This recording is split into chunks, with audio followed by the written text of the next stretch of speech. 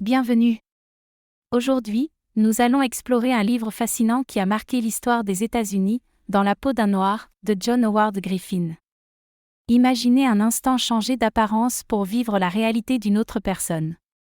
C'est exactement ce qu'a fait cet écrivain américain dans les années 1950. Il a transformé sa peau pour comprendre la vie des Afro-Américains dans le Sud ségrégué.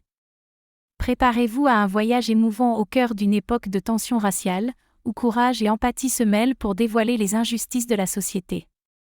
Restez avec nous pour découvrir cette expérience unique et bouleversante. Chapitre 1 – Une décision surprenante.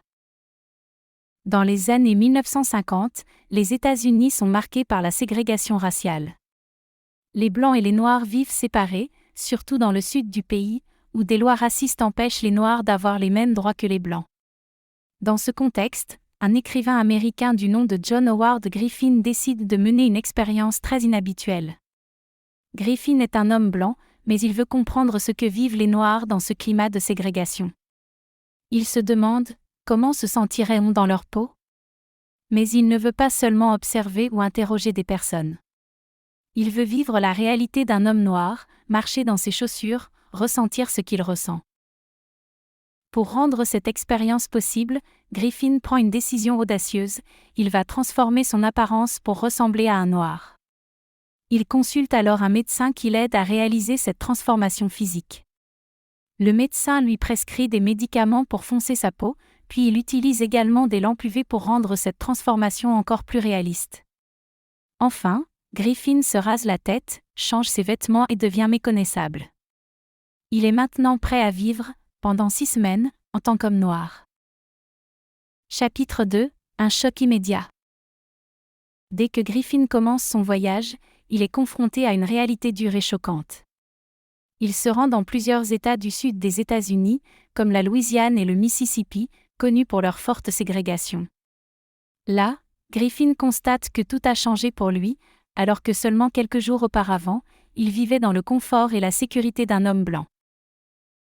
Avant sa transformation, il pouvait entrer dans n'importe quel restaurant, hôtel ou magasin sans problème. Les gens le traitaient avec respect, on l'écoutait quand il parlait. Mais maintenant qu'il est perçu comme un homme noir, les portes se ferment. Certains restaurants refusent de le servir, les hôtels ne veulent pas l'accueillir, et il a même du mal à trouver des toilettes publiques où il est autorisé à aller. Partout où il va, il ressent ce rejet, cette hostilité, simplement à cause de la couleur de sa peau. Ce changement brutal le perturbe profondément. Dans les transports publics, Griffin est souvent obligé de rester debout, même quand il y a des sièges libres, car ces sièges sont réservés aux Blancs. Il voit aussi des regards de haine ou de mépris qui le suivent partout. Chaque interaction avec des Blancs devient une source de stress, car il sait qu'il n'est plus vu comme un être humain à part entière, mais seulement comme un noir. Chapitre 3 – La peur constante. L'une des expériences les plus marquantes pour Griffin est cette peur qui l'accompagne partout. Avant, il pouvait se promener librement, sans se soucier du danger. Mais dans la peau d'un homme noir, chaque sortie devient une prise de risque. Il doit faire attention à chaque mot, chaque geste, et surtout à l'endroit où il se trouve. Un faux pas pourrait le mener à des ennuis graves, voire pire. La menace de violence est toujours présente. Il sait que dans certaines villes, des Noirs ont été attaqués, ou même lynchés, simplement parce qu'ils se trouvaient au mauvais endroit ou parce qu'ils avaient osé s'adresser à un Blanc d'une manière inappropriée. Cette réalité devient rapidement un poids psychologique immense pour Griffin. Il ressent une pression constante, ce qui commence à affecter son moral et sa santé.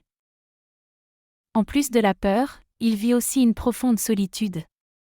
Avant, il pouvait engager des conversations amicales facilement avec des étrangers. Mais maintenant, la plupart des Blancs évitent de lui parler, sauf pour lui poser des questions racistes ou blessantes.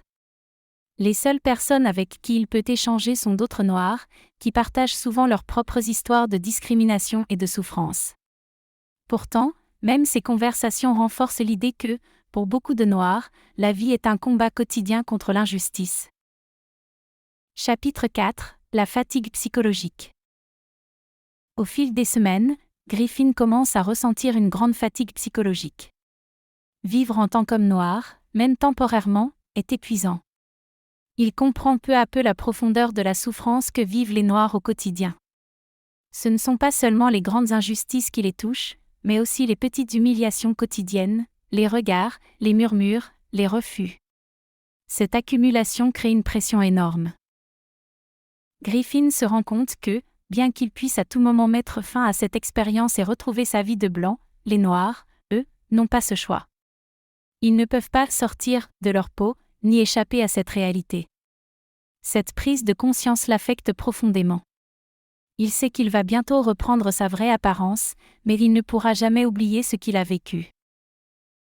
Chapitre 5 – Un livre qui choque. Après ces 6 semaines éprouvantes, Griffin décide de mettre fin à son expérience. Il retourne chez lui et retrouve sa couleur de peau d'origine. Mais il n'est plus le même homme. Ce qu'il a vécu a profondément changé sa vision du monde. Pour partager son expérience, il écrit un livre intitulé Noir comme moi, dans la peau d'un noir en français. Dans ce livre, il raconte en détail son voyage et tout ce qu'il a appris. Le livre est publié en 1961 et crée un véritable choc aux États-Unis. Beaucoup de gens sont bouleversés par les révélations de Griffin. Certains admirent son courage et le remercient d'avoir osé révéler la réalité. Mais d'autres, surtout dans le Sud, le critiquent violemment. Certains disent qu'un homme blanc ne pourra jamais comprendre ce que c'est d'être noir, même en changeant d'apparence. Quoi qu'il en soit, Noir comme moi devient rapidement un livre important pour la lutte contre le racisme.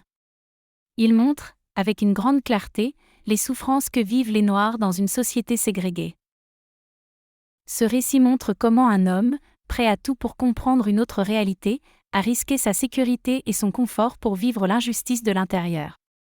John Howard Griffin est devenu un témoin unique des horreurs de la ségrégation, et son histoire reste aujourd'hui une leçon précieuse.